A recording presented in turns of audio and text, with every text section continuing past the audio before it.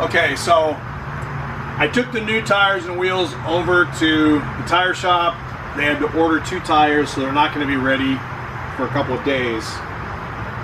But the next time you see this, it'll probably have the new tires and wheels on it. So, since it's getting new tires and wheels, there is only one thing left to do with these old tires.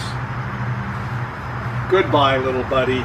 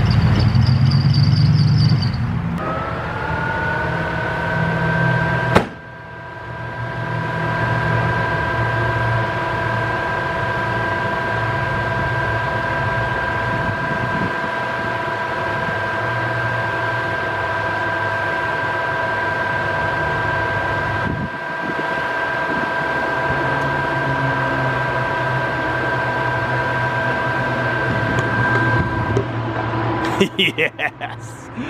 Okay, so I know some of you might think it's obnoxious and stupid, but I can't help it. I love it. And those tires are going in the trash anyway, so I'm just gonna have to figure out how to explain these marks to my wife.